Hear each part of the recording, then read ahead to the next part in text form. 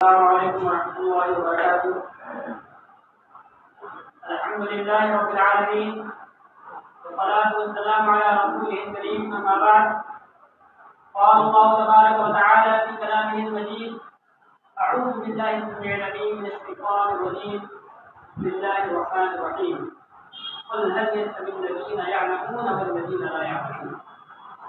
جناب اساتذہ کرام، مہمانان گرامی قدر اور میرے دینوں میٹھے بھائی، آج کی اس محفل میں جس عنوان کو لے کر حاضر ہوا ہوں وہ ہے ملک و ملت میں مدارس اسلامیہ کا کردار.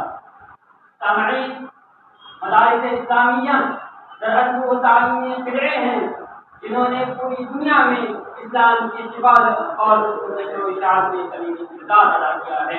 یہاں سے تربیت یافتہ علماء و مبلغین نے اسلامی ضابطۂ حیات کو دنیا کے چپے چپے تک پہنچایا ہے. ان مدارس نے کبھی درختوں کے سائے میں اپنے فرائض انجام دیے تو کبھی گھاس پھوس کے ٹکڑوں میں، کبھی کچے مکانات میں تو کبھی بلند بالا عمارتوں میں. محترم سامعین، مسجد نبوی کے باہر صفا نامی چبوترے سے شروع ہوئی یہ تحریک الحمدللہ مختلف صورتوں میں آج بھی جاری ہے اور تا قیام جاری ہے. اس تحریک کے بانی رحمت للعالمین نبی آخر الزمان محمد رسول اللہ صلی اللہ علیہ وسلم اور ان کے اولین فیضیافتگان اور وہ نفوس قدسیہ ہیں جنہیں اللہ رب العالمین نے خود اپنے کلام پاک میں رضی اللہ عنہ کہا. محترم سامعین، تاریخ کے اوراق اس بات پر شاہد عدل ہیں، یہاں سے تربیت یافتہ علماء نے تاریخ کے ہر دور میں زندگی کے تمام شعبہ جات میں ابھی قائدانہ رول ادا کیا ہے اور اپنی قیادت و سیاست کی مثال نمونہ پیش کیا ہے. اور جب بھی ظلم و فساد اور ظلم و بربریت کی ہوا چلی تو ان مدارس نے سزائے احتجاج بلند کر کے اس کو ختم کیا ہے. اور یہی نہیں بلکہ جب نبی کریم صلی اللہ علیہ وسلم کی وفات کے بعد سرزمین عرب پر ظلم و کفر و شرک کی ہوا چلی تو اس کفر و شرک کے آگے تو اس آگ کو گلزار بنانے والے کوئی اور نہیں بلکہ مدارس اسلامیہ کی یہ روشن چراغ محمد بن عبد الوہاب نجدی رحمہ اللہ تھے، جنہوں نے اپنے علم کے ذریعے شرک و کفر کی تاریخ جنگلوں کو نور سے منور کیا.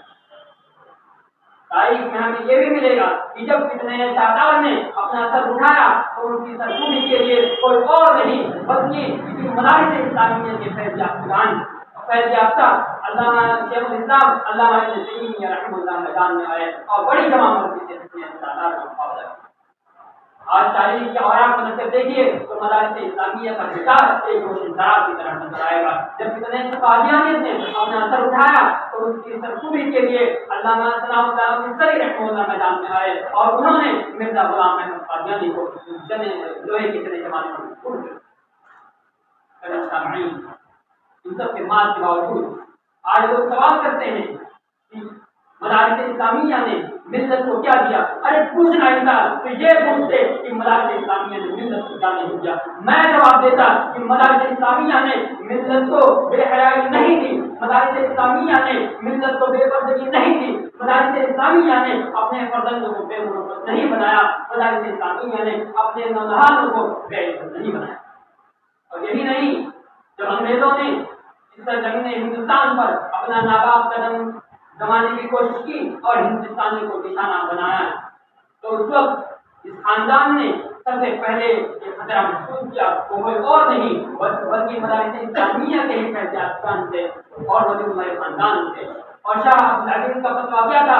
گویا ایک برقع تپا تھی جو دشمنوں کی نفس تمنا پر گر پڑی، جگہ جگہ آزادی کے شعلے بھڑکنے لگے، سینوں میں بلبلے مچلنے لگے. مسجد درس پر بیٹھ کر قرآن و حدیث کا درس دینے والے علماء کرام اپنے مدرسوں اور خانقاہوں کو چھوڑ کر میدان میں آ گئے اور ریڈیو کے ساتھ. محترم سامعین، دارالحدیث رحمانیہ دہلی کو تاریخ میں فراموش نہیں کرتے.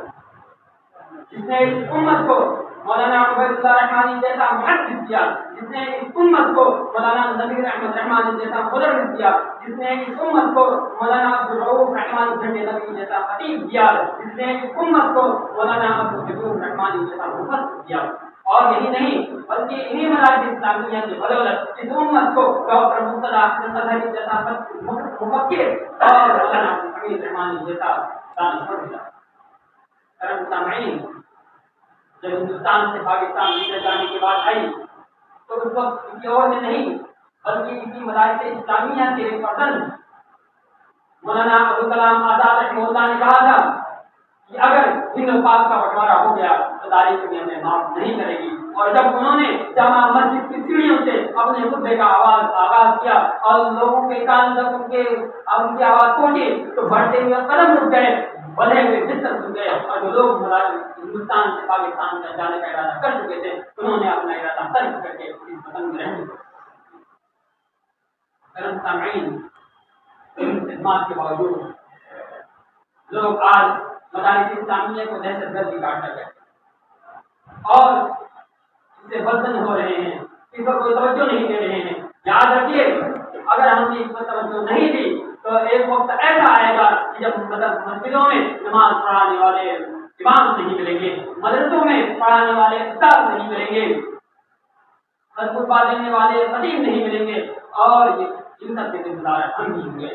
لہٰذا ضرورت اس بات کی ہے کہ ہم مدارس اسلامیہ کی طرف توجہ دیں اور نبی کریم صلی اللہ علیہ وسلم اور صحابہ کرام رضوان اللہ علیہم اجمعین کی مشن کو آگے بڑھائیں۔ آخر میں دعا ہے کہ اللہ رب العالمین ہمیں مدارس اسلامیہ کی طرف توجہ دینے کی توفیق عطا فرمائے۔